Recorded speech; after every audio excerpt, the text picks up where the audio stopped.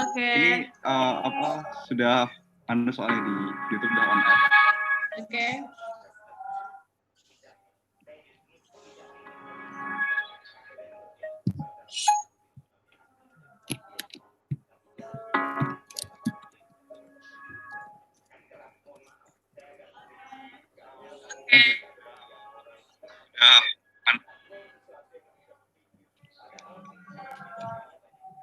Oke, bismillahirrahmanirrahim. Assalamualaikum warahmatullahi wabarakatuh. Waalaikumsalam warahmatullahi wabarakatuh. Halo teman-teman Sobat KIS Brand di seluruh Indonesia.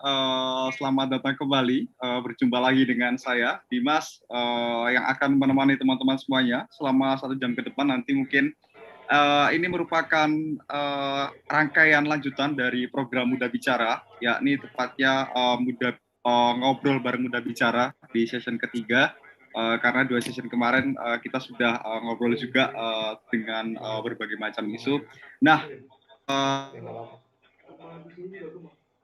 cukup spesial teman-teman, karena mungkin ini teman-teman biasanya ikuti di program-program KSP maupun program-program bicara.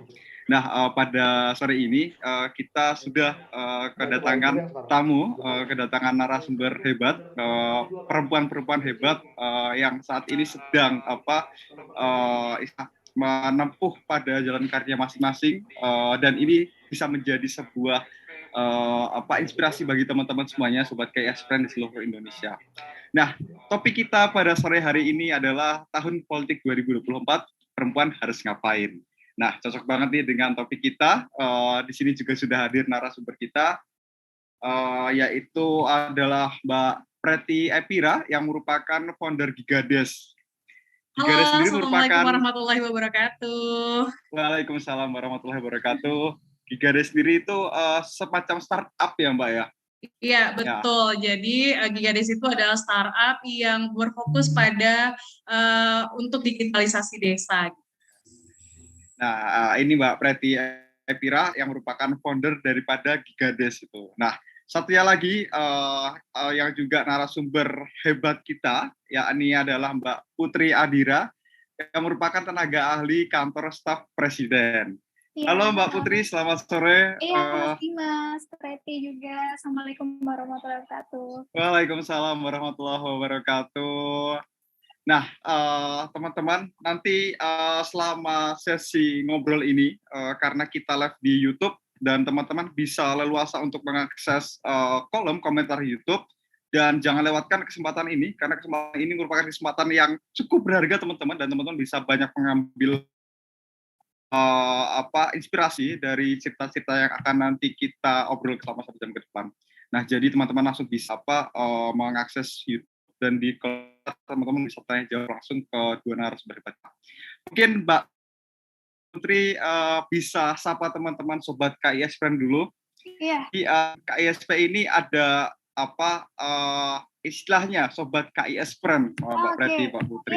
Iya. Selamat sore seluruh Sobat KISP di seluruh tanah air. Iya. Semoga sehat selalu, lancar juga puasanya, tetap semangat, dan programnya keren banget. Muda Bicara. Ya, oke Mbak Preti.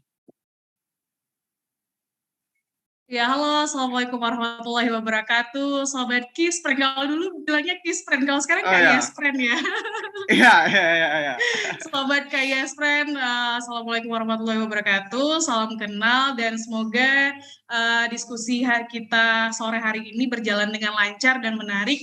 Hari ini kita kayaknya obrolannya seru banget, karena kita ngomongin soal keterlibatan perempuan di politik. Gitu. Jadi, ikutin sampai akhir. Iya. Nah, itu tadi dua narasumber hebat kita yang menyapa teman-teman semuanya. Nah, berbicara tentang politik, tentunya ketika kita berbicara politik, mudahnya politik adalah sebuah cara untuk kita menjalankan aktivitas sehari-hari. Nah, selain kita ngobrol dengan narasumber yang hebat ini, ternyata latar belakang dua narasumber kita ini juga dari rumpun keilmuan sosial dan politik. Artinya ketika kita berbicara topik ini menjadi hal yang relevan dan cukup relate. Jadi teman-teman nanti bisa istilahnya mengambil pandangan-pandangan yang luar biasa tentunya dari kedua beliau ini. Nah, berbicara tentang aktivitas yang dijalankan oleh kedua narasumber kita, belakangan ini Mbak Preti, Mbak Putri itu sedang sibuk ngapain sih Mbak? Kayaknya kalau kita lihat ini dengan istilahnya Mbak Preti sebagai founder Gigades, Mbak Putri sebagai tenaga ahli kantor staf presiden, tentunya aktivitas sehari-harinya itu pasti padat. Mungkin bisa ceritakan ke teman-teman Kisbrand di seluruh Indonesia, apa aja sih kegiatan Mbak Preti dan Mbak Putri belakangan ini? Monggo Mbak Preti terlebih dahulu. Oke, terima kasih Dimas. Jadi memang 3 tahun terakhir kami saya khususnya, kalau saya dulu juga di Jogja awalnya, jadi saya dulu kuliah di Jogja, sempat bergabung juga dengan teman-teman KISP. Jadi sebenarnya saya senang banget sore ini karena akhirnya saya in frame lagi di KISP setelah sekian lama gitu, nggak pernah in frame lagi di KISP gitu. Akhirnya setelah beberapa tahun akhirnya bisa in frame lagi di KISP, ngobrolin politik, pemilu dan demokrasi lagi kayak gitu.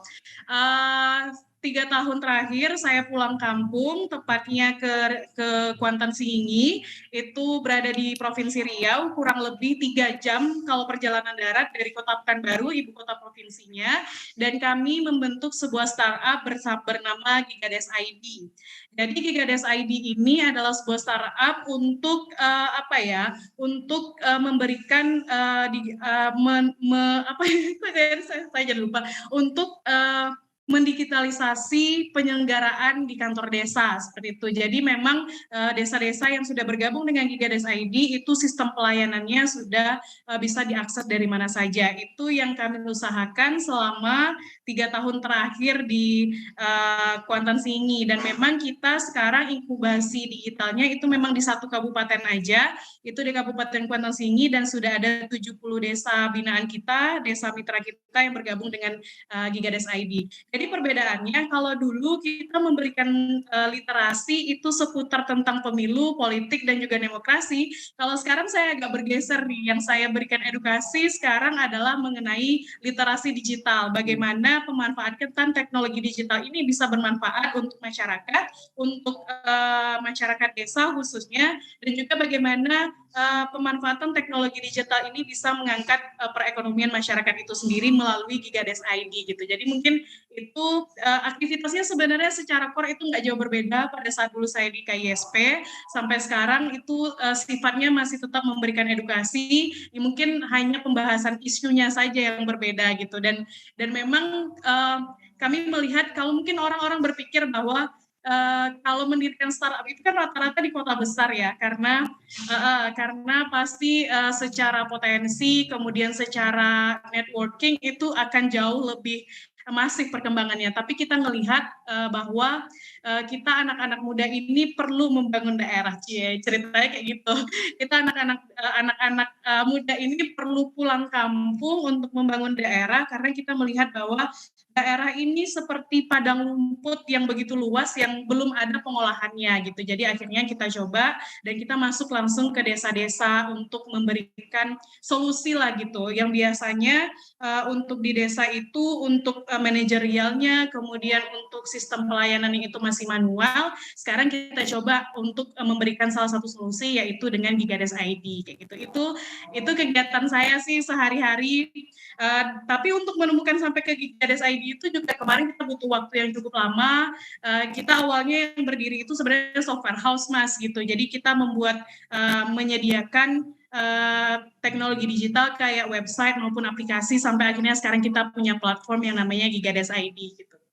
Jadi begitulah kalau teman-teman sekarang yang muda yang bergerak itu sebenarnya juga masih saya bawa sampai sekarang. Jadi yang muda yang bergerak itu bukan hanya sekedar tagline, tapi benar-benar semangat kalau kita anak muda ini harus melakukan sesuatu, harus membawa perubahan, dan harus melakukan perbaikan dimanapun kita berada, mau di ibu kota, maupun di Jogja, maupun dimanapun kita berada kayak gitu.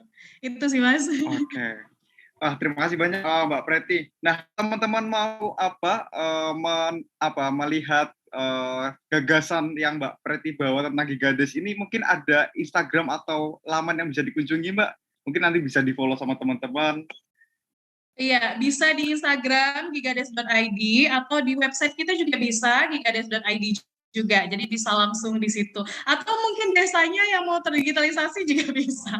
Oke. Iya, sekalian promosi nggak apa-apa ya. Iya, nggak apa-apa. Gitu. Oke, terima kasih banyak Mbak Preti.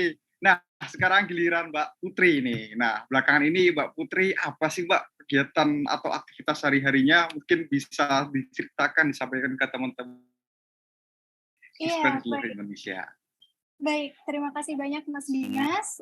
Jadi sehari-hari saya belakangan ini masih seperti biasa dalam 3 tahun ke belakang ini, 3,5 tahun mungkin ya, saya membantu sebagai tenaga ahli muda di kantor staf presiden, gitu, tepatnya di Kedeputian 4, ini bidang yang menangani soal bidang informasi dan komunikasi politik gitu.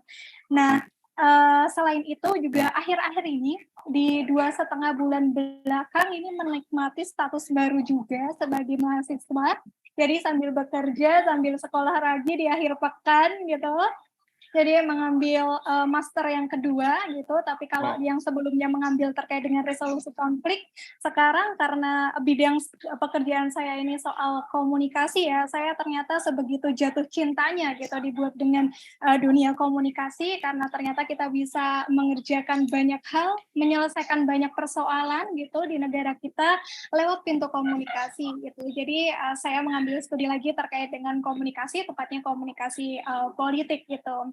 Nah, mungkin sedikit cerita terkait dengan pekerjaan sehari-hari saya di kantor staf presiden, ini yang mungkin cukup menarik bagi teman-teman agar memberikan harapan juga ya, bahwa negara kita ini ternyata negara yang sangat membuka pintu, memberikan karpet merah bagi anak-anak muda untuk ikut berkarya, ikut terlibat membentuk masa depan. Jadi Mas, di tempat kami itu dan Preti, lebih dari 50% dari tenaga profesional yang ada di kantor staf presiden ini isinya anak-anak muda.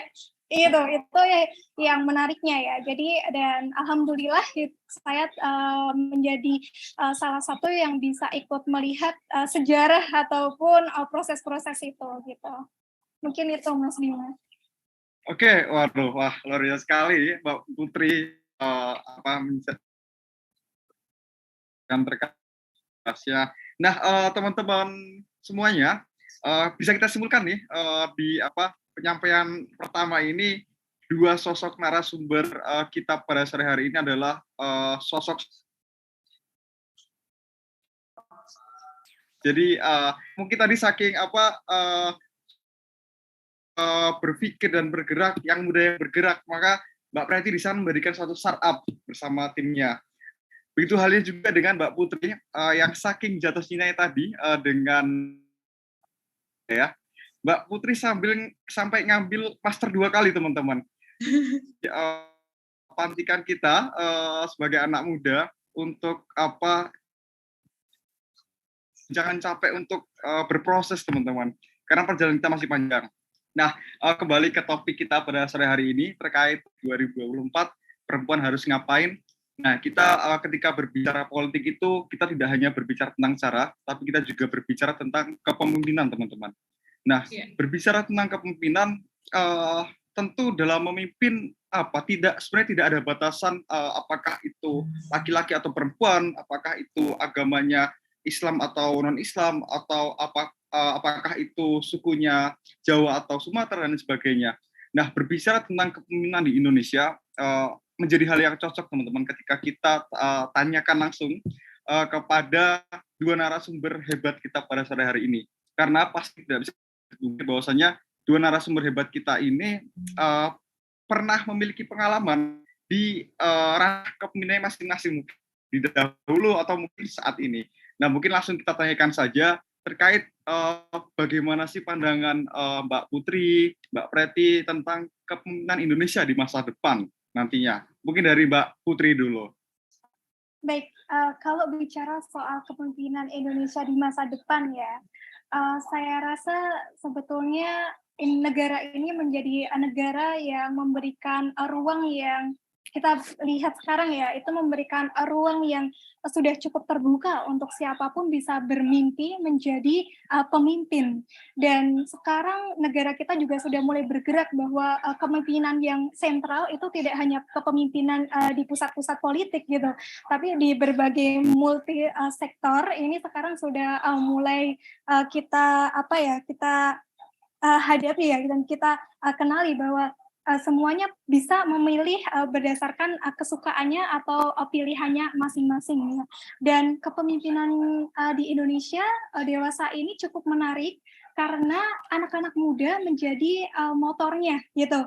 Yang terbaru mungkin belum lama, pekan lalu kita menyaksikan Presiden melantik seorang pemuda berusia 32 tahun begitu menjadi seorang menteri, Mas, gitu.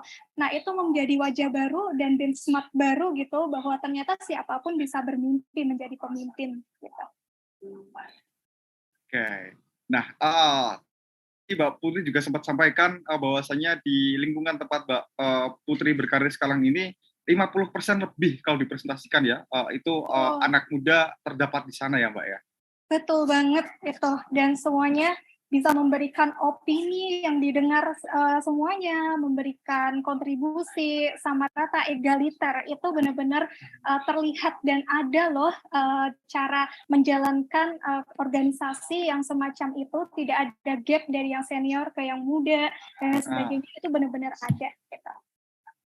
Oke, nah kita beralih ke Mbak Preti nih, terkait bagaimana pandangan Mbak Preti terkait kepemimpinan Indonesia di masa depan. Nah, karena Mbak Preti ini juga merupakan sosok anak muda luar biasa yang kembali ke kampung halamannya, ke daerahnya untuk membangun di sana. Dan tentunya itu menjadi bagian dari kepemimpinan di karirnya Mbak Preti sendiri. Nah, mungkin bisa disampaikan Mbak Preti pandangannya ke teman-teman semuanya. Ya, saya sepakat banget tadi yang disampaikan oleh Mbak Putri bahwa kita di masa sekarang sebagai anak muda itu punya peluang, punya kesempatan untuk menjadi pemimpin. Tapi harapannya, kalau saya melihat sih kalau di Indonesia ke depannya, kita ini kan akan menghadapi bonus demografi nih teman-teman ya di 2045 kalau nggak salah, di mana 70% masyarakat Indonesia itu berada di usia produktif. Nah, harapannya ini ke depannya adalah bagaimana pemimpin-pemimpin yang terpilih di masa depan yang memimpin Indonesia ini adalah pemimpin yang mampu untuk menjawab tantangan tersebut. Kenapa? Karena kalau misalnya bonus demografi ini tidak dipecahkan masalahnya, maka itu jatuhnya nanti akan bisa ke kriminal, akan bisa ke tidak pemberdayaan anak mudanya. Jadi harapannya siapapun nanti arah kepemimpinan Indonesia ini sudah mengarah kepada pemberdayaan anak mudanya gitu. Dan walaupun sekarang sudah berjalan ya, terbukti dari program-program pemerintah kita juga banyak yang untuk mengencourage anak-anak muda terjun ke bisnis, terjun membuat startup dan lain sebagainya. Kemudian juga banyak sekali program-program yang terbuka untuk itu. Gitu. Oke, wow. Artinya berarti bisa kita simpulkan teman-teman dari dua pandangan dan pengalaman narasumber kita pada sore hari ini, ke depan kepemimpinan anak muda di Indonesia ini cukup bisa menjanjikan dan berprospek ya, Mbak Putri, Mbak Preti. Nah, berbicara terkait kepemimpinan yang pada dasarnya itu tidak ada barrier ataupun batasan baik laki-laki maupun perempuan. Hal ini juga sebenarnya dapat diimplementasikan juga ataupun berlaku pada ranah politik. Nah, berbicara tentang politik mungkin akan menjadi suatu hal yang menarik ketika kita melihat atau memandang peranan para pelaku-pelaku politik ini dari sudut pandang perempuan. Nah, bagaimana partisipasi dan keterlibatan perempuan di ranah politik. Nah, kita juga bisa mengulik gagasan-gagasan dari dua narasumber kita pada sore hari ini. Nah, berbicara tentang politik dan perempuan, sebenarnya apa sih esensi pentingnya perempuan ikut berpartisipasi di politik, Mbak Putri dan Mbak Preti? Mungkin dari Mbak Preti dulu. Oke, pentingnya perempuan dalam politik yang pertama adalah kalau menurut saya karena bagaimanapun kepentingan dan juga proses pengalaman antara laki-laki dan perempuan itu berbeda. Jadi terdapat perbedaan kepentingan antara laki-laki dan perempuan, sehingga perlu adanya keterwakilan perempuan, baik itu di parlemen maupun di lembaga eksekutif lainnya, maupun di ranah-ranah yang lain kayak gitu. Kemudian yang kedua, apabila perempuan itu turun terlibat aktif di dalam politik, katakanlah dalam politik elektoral seperti itu, maka dia akan membawa perubahan untuk hidup perempuan-perempuan lainnya, terutama perempuan-perempuan yang hidup di kehidupan yang lemah seperti itu. Misalnya dalam hal untuk kebijakan-kebijakan yang mengenai tentang buruh dan lain sebagainya. Oleh sebab itu kita butuh nih keterwakilan perempuan. Tapi ketika kita membicarakan keterwakilan perempuan, kita tidak hanya membicarakan soal angka, tapi juga membicarakan tentang kualitas. Karena kalau kita lihat sebenarnya dari tahun 2004, kemudian 2009, 2014, 2019, sebenarnya untuk keterwakilan perempuan di parlemen itu kan cukup signifikan peningkatannya. Namun kita belum terlalu ngelihat nih selama ini untuk kebijakan-kebijakan yang ramah perempuan kayak gitu. Oke, baik. Jadi hadirnya perempuan ini yang pertama tidak lepas dari keterwakilannya dan juga bagaimana perempuan ini bisa membawa istilahnya kepentingan agar mungkin kepentingan perempuan sendiri itu bisa meningkat secara kualitasnya ya, Pak. Ya. Kalau saya boleh sharing sedikit, kebetulan kemarin ketika tesis saya itu menulis tentang keberhasilan Swedia menerapkan kebijakan yang ramah perempuan. Ada dua kebijakan. Yang pertama itu kebijakan tentang parental leave atau cuti orang tua. Kemudian yang kedua kebijakan mengenai penitipan anak. Kalau di Swedia itu karena memang mereka cukup feminis satu, kemudian juga mereka banyak baik itu di eksekutif maupun di legislatifnya itu banyak perempuannya juga gitu, mencapai 50%. Jadi memang kebijakan-kebijakan mereka itu sudah sangat ramah perempuan. Yang pertama terkait dengan cuti orang tua. Kalau di sana menyebutnya cuti orang tua, bahkan laki-laki, bapak dan ibu memiliki peranan yang sangat sama besarnya untuk pengasuhan anak gitu. Jadi mereka sudah memperhatikan sampai hal sebegitu. Jadi di sana perempuan yang bekerja, ibu yang bekerja itu tidak lagi memusingkan terkait dengan pengasuhan anak seperti itu. Nah, kemudian yang kedua berkait ya untuk parental leave-nya itu bahkan ayah dan ibu memiliki kesempatan yang sama untuk melakukan cuti dalam waktu bersamaan pada saat anaknya berumur 2 bulan pertama seperti itu. Kemudian dan mereka bisa mengambil cuti orang tua selama 16 bulan itu sampai anaknya berumur 8 tahun. Jadi memang kebijakan-kebijakan seperti itulah yang kita butuhkan sebenarnya kita sebagai perempuan juga, di mana perempuan ini kan banyak tantangannya ya Mas, baik itu tantangan dari domestiknya, tantangan dari masyarakatnya, maupun tantangan dari pekerjaannya itu sendiri, kayak gitu. Jadi memang kita butuh nih wakil-wakil kita butuh orang-orang yang juga mewakili kepentingan kita di situ, gitu. Itu Mas. Oh iya, ya. Oh, mantap sekali. Nah, apalagi tadi ketika Mbak Preti menyampaikan dengan adanya perempuan parlemen ya, bisa kita bilang itu hak-hak fundamental ataupun hak dasarnya itu bisa terjamin ya kalau tadi kita berbicara di kasus Swedia ya, yang menurut Mbak Preti sendiri. Nah, mungkin kita beralih ke Mbak Putri terkait sebenarnya esensi pentingnya perempuan ikut berpartisipasi dalam politik apa sih? Mungkin tadi juga Mbak Putri bisa menyampaikan pengalaman Mbak Putri di lingkungan KSP itu seperti apa sih? Gitu. Ya, baik. Terima kasih Mas Dimas. Pertama-tama saya menyampaikan kesepakatan saya juga ya apa yang disampaikan dengan Freddy tadi ya, betapa signifikannya peran perempuan sampai ternyata di Swedia bisa gitu ya mendorong satu kebijakan gitu. Nah, kalau dalam kacamata saya mungkin esensi dari perempuan dan politik ini bisa dilihat dari dua hal ya Mas ya. Perempuan itu punya peran sentral dalam mengawal demokrasi itu dari sisi kuantitas dan kualitasnya gitu. Dari sisi kuantitasnya sendiri dalam konteks di Indonesia ini ya, ini dari data potensi pemilu ya Preti dan juga Mas Dimas yang sudah dikeluarkan gitu, bahwa dari total nanti pemilih yang akan diproyeksikan untuk melakukan pemilu di 2024 ini sekitar 204 juta gitu. Ternyata dan di Indonesia ini hampir 50% ya, sangat tipis gitu perbedaannya dengan jumlah laki-laki itu adalah perempuan. Sehingga saya membayangkan bahwa setengah wajah demokrasi kita ini sebetulnya adalah sangat ditentukan oleh perempuan Mas, gitu. 49,90% ya, kalau tidak salah ya, itu sangat tipis dengan yang jumlah pemilih laki-laki. Yang kedua adalah seperti yang disampaikan Preti tadi, karena besarnya jumlah pemilih ini, maka para perempuan ini punya kesempatan, peluang besar untuk bisa mengisi, membentuk, ataupun akan membawa arah demokrasi Indonesia ini menjadi seperti apa, gitu Mas. Seperti yang sudah Preti tadi. Nah, sampaikan juga. Nah, apalagi di demokrasi kita ini punya beberapa isu yang masih cukup krusial ya, sehingga penting bagi para perempuan ini untuk mengetahui gitu, mengetahui isu-isu hal-hal tersebut seperti apa. Misalnya ini, kita masih dihadapkan, problem demokrasi kita ini masih dihadapkan pada persoalan seperti politik identitas, teman-teman, gitu. Yang ini kalau tidak kita ketahui dengan baik, kita akan mudah dipecah berai, gitu, dengan beberapa pihak-pihak. Kemudian kedua, terkait dengan violence, electoral violence yang ada di Indonesia juga potensinya masih cukup tinggi ya, sehingga perempuan ini juga perlu tahu hal-hal semacam itu kita untuk bisa menjaga kualitas dari demokrasi dan perpolitikan yang ada di Indonesia. Nah, berbicara terkait dengan dalam konteks bagaimana ya dengan konteks saya bekerja itu ini juga terasa.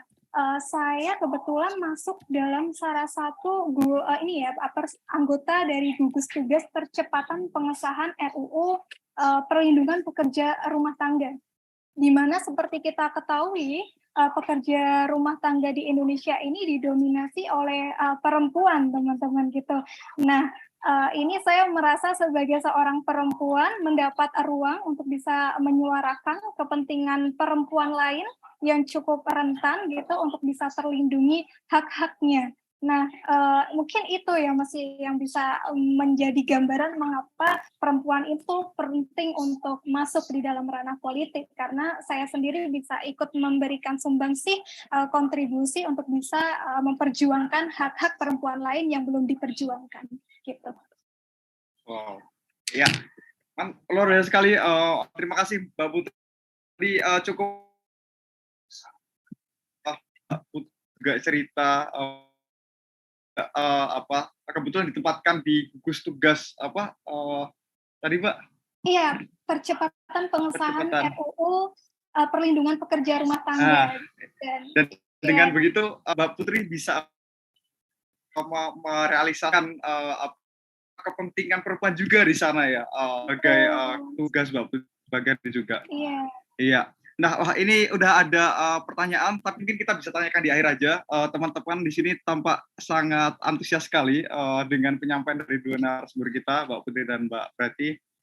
Nah, artinya tadi lihat bahwasanya bagaimana pandangan dari Mbak Putri dan juga Mbak Preti ketika perempuan bisa berpartisipasi dan juga bisa berkarir di ranah politik, artinya banyak sekali hal-hal yang bisa dilakukan sebenarnya. Dan terlebih lagi ketika tadi Mbak Putri menyampaikan dari data 204 juta pemilih yang akan memilih berpotensi ya menjadi pemilih.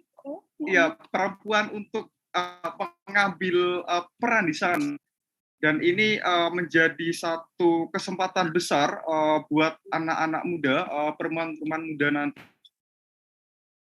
menyalurkan gagasan dan juga ide terbaiknya di sana. Kita tadi berbicara tentang bagaimana peranan politik perempuan, tapi sebenarnya kita juga belum menanyakan kepada dua narasumber kita bahwasanya menurut narasumber kita ini sebenarnya apa sih? Nah, ini yang menjadi menarik dan ini juga bisa menjadi edukasi juga buat teman-teman semuanya. Nanti teman-teman bisa ambil dengan juga wawasan dari sini. Nah, apa sih makna politik bagi Mbak Putri dan juga Mbak Preti? Karena tadi sudah dari Mbak Putri dulu. Monggo Mbak Putri. Iya, terima kasih. Saya selalu percaya ya bahwa politik itu adalah alat yang baik, teman-teman. Saya selalu bisa melihat masa depan dari sebuah kata politik gitu. Karena melalui politik kita bisa tadi itu memperjuangkan hal-hal yang seharusnya diperjuangkan tapi belum diperjuangkan. Kita bisa menyelesaikan apa yang menjadi kesulitan ataupun hambatan dari masyarakat. Nah, itu ya bagi saya ya makna politik. Ya. Oh. Saran atau cara untuk memperjuangkan ya, Mbak Putri ya. Oke. Nah, monggo Mbak Preti, bagaimana pandangan Mbak Preti tentang politik itu sendiri? Iya, kalau bagi saya pribadi, politik itu adalah seni untuk mencapai kesejahteraan yang universal gitu. Jadi ketika kita berbicara tentang politik, itu kita selalu berbicara tentang kepentingan banyak orang, tentang bagaimana mensejahterakan banyak orang, bagaimana kita memperbaiki taraf hidup seseorang seperti itu. Jadi menurut saya politik itu adalah seni. Di situ kita bisa menyampaikan gagasan, kita bisa menyampaikan keresahan dan lain sebagainya, kita bisa membentuk keresahan kita ini menjadi sebuah kebijakan yang akhirnya bisa mensejahterakan banyak orang. Jadi bagi saya, politik itu adalah seni untuk mencapai kesejahteraan yang universal dan itu berlaku untuk banyak orang seperti itu. Jadi kalau mungkin orang-orang yang awam tentang politik ngelihatnya cuma politik praktis aja gitu, yang tiba-tiba pada saat pemilu tiba-tiba ada orang yang gontok-gontokan, berbeda pendapat dan lain sebagainya. Tapi secara lebih dalamnya sebenarnya untuk mencapai suatu kesejahteraan itu kita butuh politik di dalamnya seperti itu. Wow, luar biasa. Terima kasih Mbak Preti. Nah, ngomongin tentang ngomongin tentang politik tadi, maksud kita berbicara bagaimana peran perempuan di dalam politik, mungkin ini menjadi isu yang harus khusus secara bersama ya, khususnya teman-teman anak muda di seluruh Indonesia, karena belum peran yang di sini. Nah, berbicara tentang peran perempuan dan politik, menurut Mbak Preti dan juga Mbak Putri, sebenarnya apa sih tantangan yang dialami oleh perempuan di dalam berpolitik itu ketika dia memasuki ranah politik ataupun berkarir di ranah lingkungan politik? Monggo Mbak Preti dulu. Oke, terima kasih Dimas. Untuk terjun di dunia politik itu sebenarnya perempuan itu punya beban yang jauh lebih besar daripada laki-laki. Yang pertama itu berkaitan dengan penerimaan dan pemahaman kultur budaya kita yang masih banyak budaya patriarkinya, di mana ketika perempuan terjun di politik itu masih dipertanyakan tidak hanya kualitasnya tapi juga peran dia sebagai pemegang ranah domestik. Kalau saya boleh cerita, jadi tahun 2020 kemarin ketika ada pemilihan kepala daerah di kabupaten saya, itu salah satu calon wakil bupatinya adalah seorang perempuan. Tapi isu yang justru ditimbulkan itu bukan seberapa besar kualitas seorang perempuan ini, tapi yang muncul isu di masyarakat itu isu nyelenehnya ya. Ini gimana ya, kok suaminya bisa ngizinin ya? Ini gimana ya tugas domestiknya sebagai seorang ibu? Jadi hal-hal yang seperti itu masih menyangkut bagi seorang perempuan, dan sayangnya yang justru membicarakan hal itu juga adalah seorang perempuan sendiri gitu. Jadi memang yang pertama itu terkait dengan kultur budaya kita yang memang masih menganggap bahwa untuk kepemimpinan itu harusnya adalah laki-laki. Itu masih terjadi. Mungkin kalau untuk kita berbicara di level sekelas daerah seperti Yogyakarta atau Jakarta, itu mungkin ketimpangan seperti itu sudah tidak begitu dipermasalahkan. Tapi untuk di daerah-daerah, hal-hal yang seperti itu yang melekat pada diri seorang perempuan itu sebagai seorang tokoh yang harusnya menjalankan peranan domestik itu masih ada sekali. Itu masih ada sekali, bahkan itu yang justru menjatuhkan adalah perempuannya itu sendiri gitu. Itu yang pertama mengenai kultur dan budaya kita. Kemudian yang kedua, tantangannya menurut saya itu justru ada di partai politiknya itu sendiri, baik secara rekrutmen maupun pada saat kaderisasi. Dalam artian tidak banyak partai politik yang mempersiapkan edukasi politik bagi perempuan, mempersiapkan calon-calon pemimpin perempuan yang memang mereka itu berdasarkan dari kualitasnya. Jadi kebanyakan itu baru direkrut calon calon politisi perempuan ketika hendak pemilu saja. Jadi tidak dipersiapkan secara kualitasnya. Gitu. Jadi yang kedua menurut saya adalah ketidakseriusan dari partai politik itu sendiri untuk merekrut atau membentuk calon-calon pemimpin perempuan ini.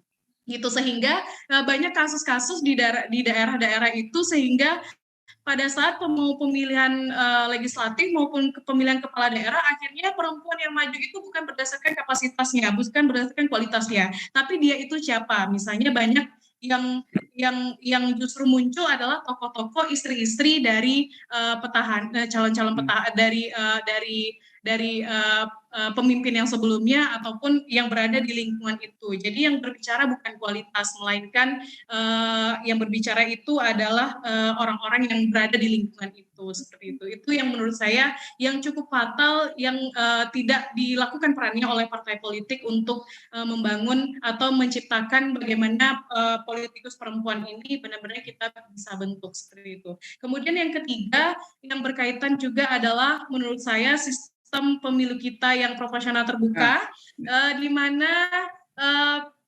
setiap calon anggota pemilihan umum dia harus bersaing sesama calon legislatif, begitu, sehingga di sini untuk mendapatkan suara dari masyarakat itu dia harus memiliki jaringan yang melampaui batas daripada partai politik itu sendiri. Dia harus berjuang sendiri, dia harus mencari suara sebanyak-banyaknya agar terpilih, sehingga di sini memberikan kos politik yang cukup besar, sehingga sebenarnya bagi seorang perempuan itu juga sebenarnya mendatangkan kos politik yang cukup besar. Kos politik yang juga cukup besar ini justru juga menjadi tantangan sendiri bagi seorang perempuan yang ingin langsung terjun ke politik elektoral. Begitu sih kalau menurut saya. Masih ada tiga faktor yang menyebabkan kenapa sih perempuan itu masih enggan untuk terlibat langsung dalam politik. Yang pertama tadi budaya patriarki itu, kemudian yang kedua berkaitan dengan kaderisasi partai politik yang jomplang. Kita lihat aja deh, di Indonesia ada 24 partai politik, tapi tidak banyak perempuan yang mengisi pos-pos strategis di partai politik itu sendiri. Kita bisa lihat dari 24 partai politik aja, itu yang jadi sekjen maupun ketua partai itu bisa hanya 1-2 orang gitu. Jadi memang kebanyakan perempuan yang sekarang terlibat dalam politik itu belum mengisi pos-pos strategisnya, seperti itu. Wow, ya. Terima kasih Mbak Preti. Menarik sekali teman-teman 3 poin yang disampaikan oleh Mbak Preti tadi. Ini teman-teman harus mencatat ini sih. Itu tadi poin-poin yang luar biasa banget. Harus teman-teman jadikan suatu note besar, dan teman-teman jadikan apa istilahnya pematik agar teman-teman bisa lebih semangat berproses nantinya. Nah, monggo Mbak Putri, bagaimana pendapat Mbak Putri terkait apa sih tantangan yang dialami oleh perempuan dalam politik itu saat ini? Iya, oke. Betul bahwa perempuan masih menghadapi sejumlah tantangan-tantangan ya di ruang politik ya, tetapi saya melihat negara kita mulai berjalan untuk perbaikan hal-hal tersebut gitu ya. Meskipun tadi masih ada beberapa tantangan. Misalnya saya sendiri berasal dari daerah Sleman gitu ya, dan Yogyakarta, di mana Sleman ini pemimpinnya itu seorang perempuan, bupatinya. Gitu. Kemudian Yogyakarta sendiri seperti teman-teman juga mungkin sudah mendengar desas-desus ya, bahwa nanti kepemimpinan selanjutnya dalam kesultanan yang sangat kuat dengan budaya patriarki ternyata membuka opsi untuk nanti kesultanan ini dipimpin oleh seorang perempuan. Dari fenomena ini saya melihat bahwa memang betul masih ada tantangan-tantangan seperti yang disebutkan Preti tadi, tetapi negara kita mulai bergerak dalam perbaikan untuk memberikan ruang yang lebih baik untuk perempuan bisa mengaktualisasikan diri. Pertanyaan selanjutnya adalah apakah perempuan mau untuk masuk ke ranah itu gitu ya. Nah, hal lain lagi, saya juga ingin mengulas apa yang disampaikan Preti tadi, sepakat gitu ya, walaupun dalam proses perbaikan, tetapi kultur patriarki ini masih cukup ada gitu ya di sekitar kita.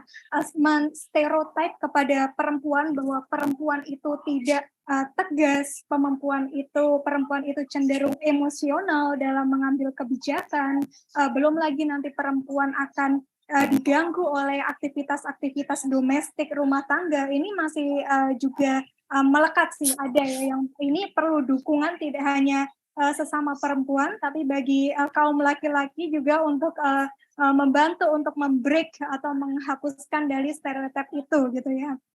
Nah, yang kedua terkait dengan tadi ya, kualitas perempuan yang disebut oleh Preti ya. Sebetulnya perempuan punya ruang yang lebar, luas gitu di ruang politik. Kita mau atau tidak, tetapi pertanyaannya adalah tadi ya, terkait dengan kualitas, kita mau atau tidak. Karena kalau kita kita tidak mau, maka ruang politik yang menjadi kuota dari perempuan tadi akan diisi oleh orang-orang yang mungkin secara kualitas tidak mumpuni. Seperti fenomena belakangan ini ya, kita melihat banyak dari aktor-aktor politik perempuan ini yang masuk dari karangan artis gitu, yang menjual popularitas dan bukan kualitas gitu. Itu mungkin perlu kita sebagai perempuan merefleksi itu juga gitu, apakah ini karena kita gitu, kita yang tidak mau ikut terlibat atau seperti apa, itu bisa menjadi refleksi bersama.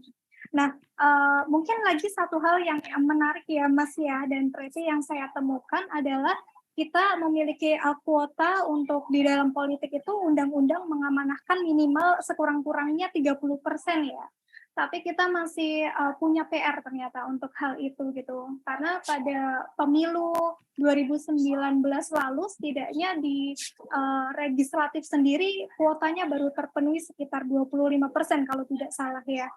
Sehingga ini masih menjadi PR. Dengan melihat tadi ya jumlah orang yang dirasa bisa memiliki hak politik untuk memilih dan dipilih itu perempuannya lebih dari hampir 50% tadi, yang hampir sama kuotanya dengan laki-laki, tapi ternyata kuotanya masih sedikit. Memang ini banyak faktor ya dari sisi tadi yang disebut Preti, partai politik dan lain sebagainya gitu. Itu menjadi PR dari multi stakeholder untuk memperbaiki itu semua gitu.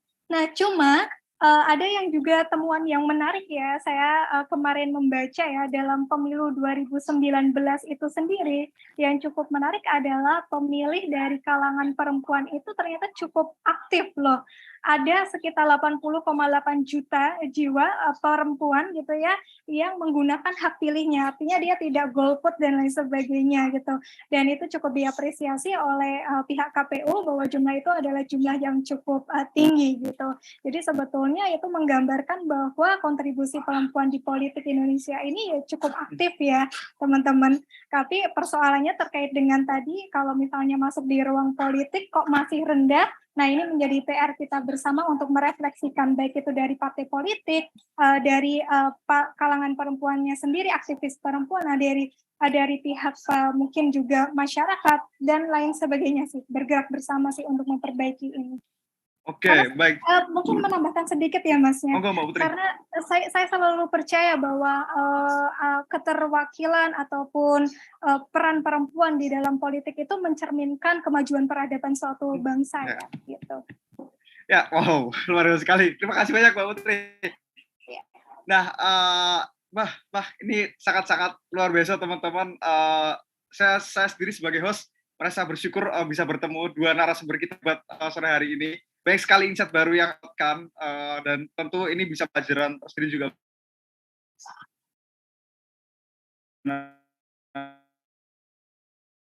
Masih banyak PR terkait bagaimana keterlibatan perempuan di dalam politik di Indonesia sendiri.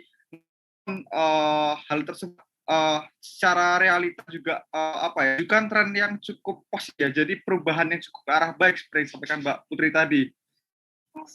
Di lingkungan Mbak Putri sendiri sebenarnya teman-teman muda dan teman-teman perempuan ini juga banyak kok dikasih ruang untuk bisa menuangkan gagasannya di sana.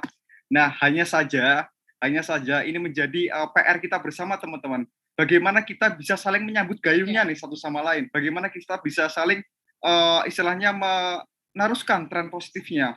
Mungkin kurang lebih seperti itu. Nah, saking excited-nya kita pada sore hari ini kolom komentar YouTube banyak sekali yang salam, banyak sekali yang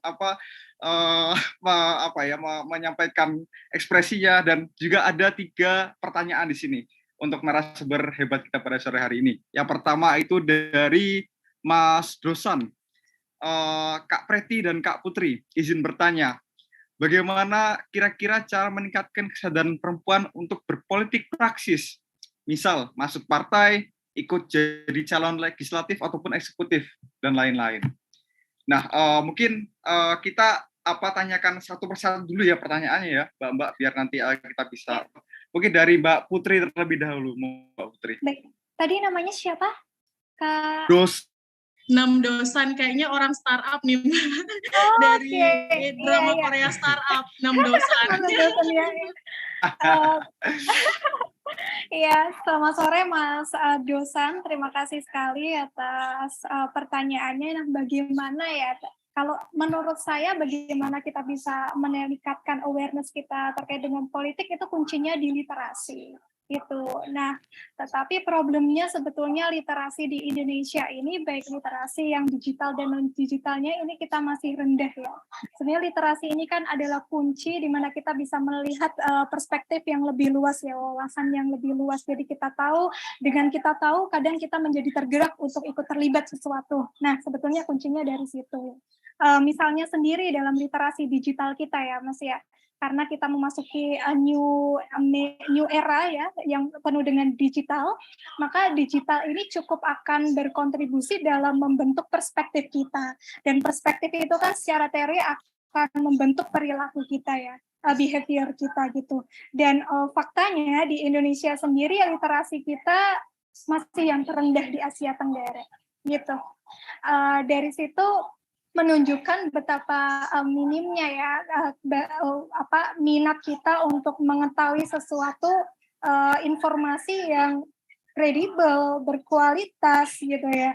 Nah, bagi saya membangun politik, membangun kesadaran politik, membangun semangat politik ataupun motivasi-motivasi lainnya itu diawali dengan kita memperbaiki sama-sama literasi kita gitu. Oke, wow. Ini kunci atau step-step luar biasa yang harus teman-teman lakukan juga, kita semua lakukan. Nah, mungkin seperti itu Mas dosan dari Mbak Putri. Nah, monggo Mbak Preti, bagaimana tanggapan Mbak Preti terkait pertanyaan ini? Ya, saya sepakat banget sama Mbak Putri. Awalnya memang harus kita lakukan literasi untuk meningkatkan penyadaran kepada kita, khususnya perempuan-perempuan, agar tertarik untuk terjun ke dunia politik. Tapi yang saya sepakat dengan itu memang langkah utamanya. Tapi selain itu mungkin kita bisa dengan melihat atau memperbanyak tokoh-tokoh perempuan yang sudah terlibat aktif terlebih dahulu di dunia politik. Ada banyak kok sebenarnya, tidak hanya dalam politik praktis, tapi juga di organisasi-organisasi perempuan yang mereka mampu membawa perubahan di kehidupan perempuan. Contohnya misalnya organisasi Aisyah yang sekarang punya banyak perguruan tinggi dan lain sebagainya. Jadi kita perlu melihat ketokohan-ketokohan mereka untuk mempertebal awareness kita, bagaimana kita juga bisa ikut turun berpartisipasi aktif yang akhirnya nanti bisa membuat sebuah perubahan untuk perempuan-perempuan yang lainnya. Jadi selain literasi, menurut saya yang penting juga adalah kemunculan ketokohan-ketokohan perempuan gitu. Banyak kok sekarang tokoh-tokoh inspiratif perempuan kayak gitu, tidak hanya di bidang politik tapi juga di bidang lainnya. Wow, luar biasa sekali. Terima kasih Mbak Preti.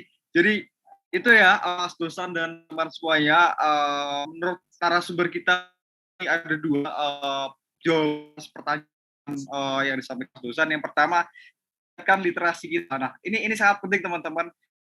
Apapun juga ketika kita memiliki budaya literasi, maka ketika kita melihat sesuatu itu kita bisa melihatnya secara komprehensif. Dan poin kedua tadi yang kita juga harus melihat kita harus mengasih perhatian atau menaruh perhatian pada ketokohan perempuan, bahwasanya perempuan itu juga bisa maju, perempuan itu juga bisa berproses kayak laki-laki, dan kita juga harus mendorong proses ini juga. Pertanyaan kedua dari Mas Udin untuk dua narasumber kita pada sore hari ini, Mbak Preti dan Mbak U. Perempuan terjun ke politik karena tidak pede dengan kapasitas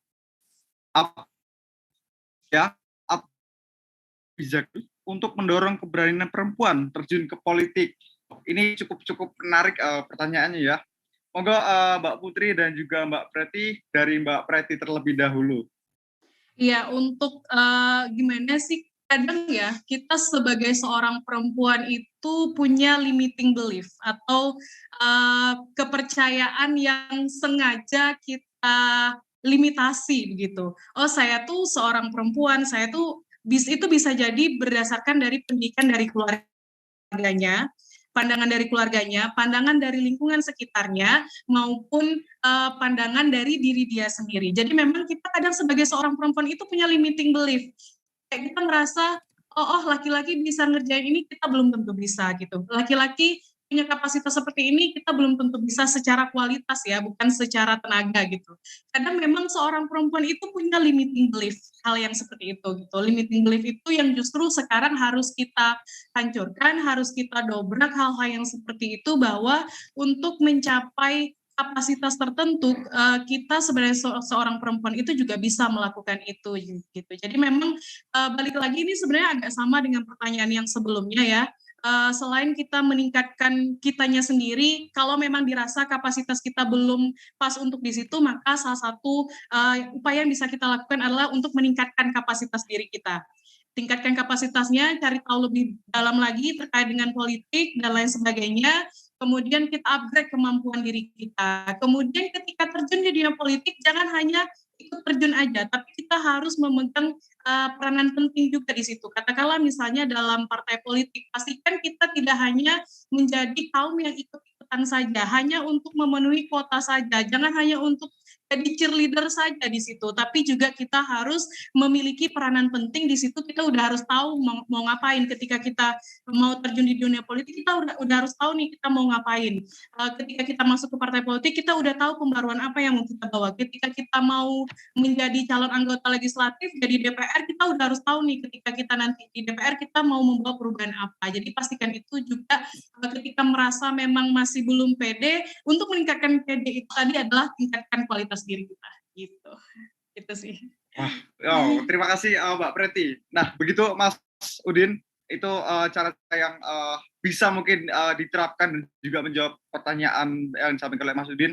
Nah, monggo dari Mbak Putri sendiri bagaimana pertanyaan yang disampaikan tadi? Iya, siap Mas Dimas. Sebelumnya saya ingin mengapresiasi karena dua penanya kita ini dari laki-laki, artinya sebetulnya support laki-laki untuk peran perempuan di dalam politik itu ternyata cukup besar ya. Terima kasih sekali ya, itu suatu dukungan yang sangat berarti sendiri ya bagi kami yang bukan terlibat secara praktis tapi sebagai ini cukup bermakna bagi kami gitu.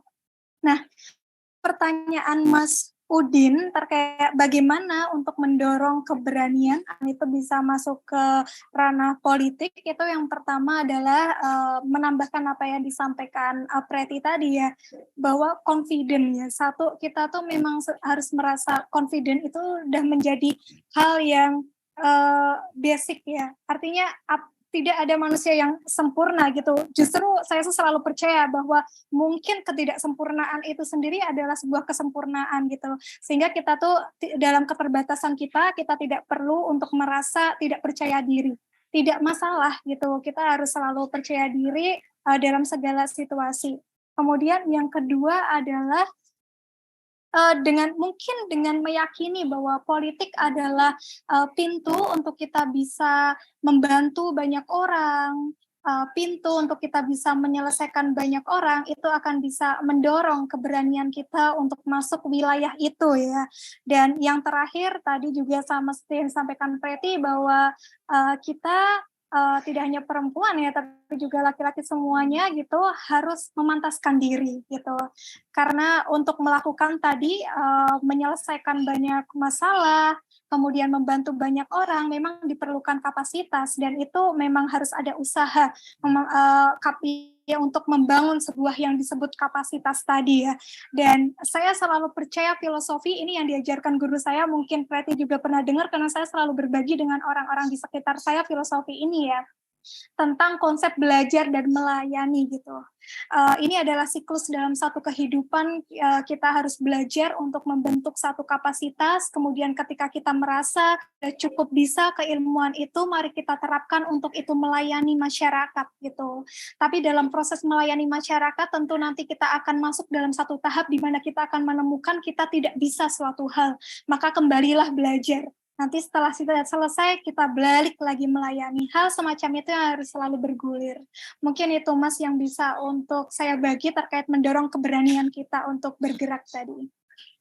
Keren, Mbak Putri. Ini keren, luar sekali teman-teman yang disampaikan oleh Tri.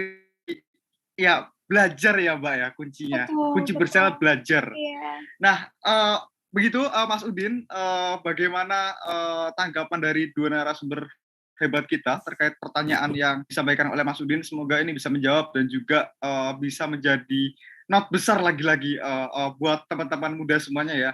Dan saya sangat sarankan teman-teman nanti yang mau lihat rekaman ulang bisa sambil bawa note kecil, catatan dan juga pulpen. Silakan teman-teman catat semua apa yang disampaikan oleh narasumber hebat kita, karena kalau kata orang-orang tuh ini isinya daging semua teman-teman gitu.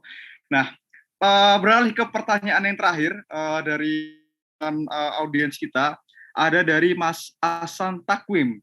Nah, izin bertanya Mbak narasumber, bagaimana pandangan Mbak terkait artis-artis perempuan yang terjun ke dunia politik praktis, Mbak?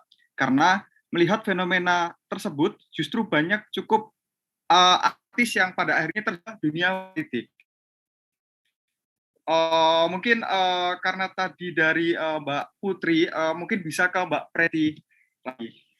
Iya, terkait dengan artis-artis yang sekarang subur di dunia politik, itu sebenarnya pada dasarnya untuk di dunia politik itu adalah hak setiap orang gitu. Jadi sebenarnya nggak apa-apa juga kalau misalnya artis-artis itu mereka mau terlibat langsung dalam dunia politik. It's okay, mereka juga punya hak di situ. Tapi balik lagi kita lihat substansi apa yang mereka bawa dalam dunia politik ini. Apakah hanya untuk politik identitas, menaikkan nama partai karena ketenaran yang mereka bawa, ataukah mereka memang membawa visi tertentu dalam dunia politik itu? Perbedaannya mungkin sebenarnya skala untuk artis-artis yang masuk dunia politik itu sebenarnya kita nggak bisa bilang terlalu besar juga gitu, karena mungkin mereka terekspos maka terlihat banyak gitu. Dari kalangan masyarakat lain juga sebenarnya banyak kok yang terjun ke dunia politik, seperti dari backgroundnya pengusaha, kemudian anak-anak muda juga banyak gitu sebenarnya. Jadi pada dasarnya nggak apa-apa juga sebenarnya kalau, karena hak untuk berpolitik itu kita tidak bisa membatasi hanya untuk kalangan tertentu, tapi kita juga bisa, tapi itu juga hak bagi setiap orang kayak gitu. Karena banyak juga kok artis-artis yang terjun ke dunia politik itu mereka justru juga membawa visi tertentu. Misalnya kayak dulu pernah tuh Anang itu dia membicarakan tentang hak untuk musisi. Kemudian juga terakhir Krisdayanti dia membicarakan tentang hak-hak perempuan juga gitu. Sebenarnya nggak masalah dia backgroundnya dari mana, asalkan substansi yang dia bawa itu untuk masyarakat banyak kayak gitu. Itu sih kalau dari pandangan aku kayak gitu. Dan lagi pula itu sebenarnya juga salah satu trik yang mungkin bisa dilakukan oleh partai politik mungkin ya, mereka menjaring tokoh-tokoh atau influencer ataupun tokoh-tokoh yang namanya sudah besar, karena memang pertarungan di pemilu itu cukup besar gitu. Pertarungan, dan itu juga jadi fenomena tersendiri. Ternyata ini bisa menjadi salah satu atau dinamika tersendiri nih kayak gitu untuk di Indonesia seperti itu. Jadi memang kita ini kalau dulu kita punya istilah sindrom nasi padang gitu, di mana ketika kita membuka surat suara, ketika kita melakukan pemilihan umum itu kita punya banyak pilihan gitu, dan kita punya banyak pilihan di situ, dan justru semakin banyak pilihan sebenarnya juga itu juga semakin baik. Itu artinya memang partisipasi masyarakat kita terhadap politik itu juga semakin bagus. Kalau aku sih ngelihatnya kayak gitu. Dan terkait ya mungkin itu sih kalau penjelasan dari aku gitu. Oke, baik, terima kasih Mbak Preti. Monggo Mbak Putri, bagaimana tanggapannya terkait hal ini? Siap, sama ya tanggapan saya bahwa fenomena artis-artis gitu ya masuk ke ranah politik ya, itu menjadi hak bagi mereka gitu untuk mempunyai hak untuk dipilih gitu. Nah sekarang kuncinya adalah kita sebagai masyarakat ini harus menjadi pemilih yang bijak gitu ya, yang bisa melihat kapasitas dari para calon itu gitu, yang tidak mudah digerakkan hanya dengan emosi, popularitas dan sebagainya gitu. Nah, sehingga kuncinya terletak di tadi itu, menjadi pemilih yang bijak. Gitu aja, Mas. Oke, terima kasih Mbak Putri, Mbak Preti atas tanggapannya. Jujur teman-teman, saya sebenarnya betah banget ngobrol bersama dua narasumber kita hebat sore hari ini. Tapi karena kita dibatasin oleh waktu, jadinya mau nggak mau kita juga harus segera akhiri pertemuan ini. Tapi sebelum ke sana, saya ingin minta closing statement, dan juga karena nih mumpung yang hadir ada dua perempuan-perempuan hebat yang bisa kita lihat sore hari ini, saya ingin minta tips and trick dari mbak-mbak sekalian buat teman-teman muda. Apa sih yang harusnya dilakukan oleh teman-teman muda sekarang melihat tantangan dan kondisi zaman saat ini? Ini menjadi penting karena apa yang dilakukan mbak-mbak sejauh ini itu siapa tahu bisa menjadi pelajaran atau inspirasi bagi kita semuanya. Monggo dari Mbak Putri terlebih dahulu. Baik, siap. Tips and trick ya untuk sebagai closing statement. Yang pertama adalah mari gitu kita sama-sama membangun negara kita, memperbaiki literasi untuk negara kita. Kita saling berbagi pengetahuan sehingga yang tidak tahu menjadi tahu, karena saya selalu percaya tadi itu literasi adalah kunci kita untuk bisa melakukan penilaian secara bijak, secara tepat, ataupun terdorong untuk melakukan sesuatu perubahan yang lebih baik ya. Kemudian yang kedua adalah teman-teman, kita sudah masuk di tahun politik gitu, jangan baper. Mari kita berpolitik tapi jangan baper, karena tentu mungkin ya ini banyak aktor politik yang akan sudah menyiapkan amunisinya dengan menggerakkan emosi-emosi kita untuk mendorong kita agar tertarik menggalang dukungan kepada pihak-pihak tertentu yang kalau memang kita tidak bijak menyikapi ini, kita bisa ikut arus dari polarisasi itu, sehingga kuncinya juga jangan baper, boleh gitu ya, boleh berpolitik tetapi jangan baper. Dan yang terakhir, saya ingin menutup statement saya dengan ini ya, saya teringat satu quotes dari R.A. Kartini yang menyampaikan bahwa sampai kapanpun kemajuan seorang perempuan atau kemajuan perempuan itu akan memberikan faktor penentu penting bagi peradaban suatu bangsa gitu, Mas. Mungkin itu aja. Terima kasih banyak Mas Bima, Preti, teman-teman dari KISP. Ya, baik. Terima kasih kembali Mbak Putri. Monggo Mbak Preti untuk tips and trick-nya dan juga closing statement-nya ke teman-teman semuanya. Iya, terima kasih Dimas dan juga teman-teman yang lainnya. Mungkin kalau dari saya, kita sebagai anak muda ini dengan masa kita yang cukup banyak dan kita tergolong generasi yang secara literasi kita cukup tinggi sebenarnya di angkatan kita gitu. Jangan sampai kita terbawa arus pada saat di tahun politik ini. Kalau bisa kita jadi pencerah bagi generasi-generasi yang lain seperti itu. Kemudian yang kedua, saya mungkin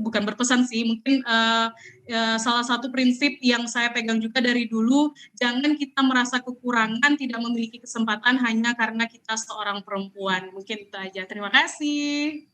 Wow, terima kasih banyak Mbak Preti, Mbak Putri, teman-teman semuanya. Kita harus juga berterima kasih pada narasumber kita pada sore hari ini. Baik sekali insight yang bisa kita dapatkan. Nah, mungkin ini Mbak Preti, Mbak Putri, teman-teman, ini kan kayaknya banyak sekali idolanya Mbak Putri dan juga Mbak Preti yang hadir pada sore hari ini.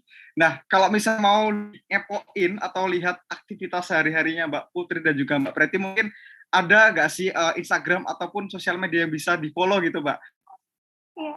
Bisa mendapatkan inspirasi juga dari nantinya. Ya, Mbak. IG. Iya, mungkin kalau sekarang di Instagram aja kali ya, teman-teman bisa follow saya di Instagram, itu di @pretiepira, tulisannya PRETTY gitu, Pretiepira, bisa di follow, kita berteman, dan mungkin nanti ke depannya banyak hal yang bisa kita diskusiin juga. Mbak Putri.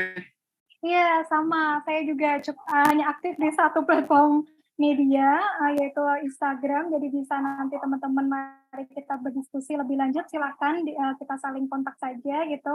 Di Putri Adira, hanya 2 belakang ya. Tapi sekarang saya kurang terlalu aktif ya, karena sedang menerapkan prinsip digital minimalism. Ya.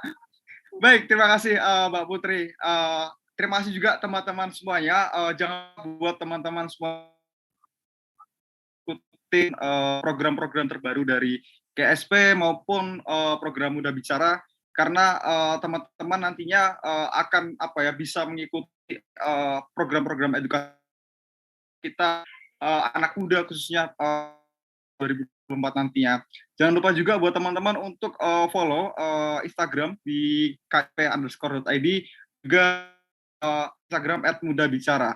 Teman-teman nanti bisa di sana banyak konten-konten tentang isu politik, khususnya di seputar isu kepemiluan. Sekian, terima kasih banyak Mbak Preti dan Mbak Putri. Semoga senantiasa diberi kesehatan dan juga kelancaran dalam menjalankan tugasnya masing-masing. Semoga kita bisa bertemu lagi di kesempatan. Sehat-sehat Mbak di sana. Terima kasih juga buatnya yang pada sore hari ini. Adi Nugroho, pamit undur diri. Assalamualaikum warahmatullahi wabarakatuh. Waalaikumsalam warahmatullahi wabarakatuh.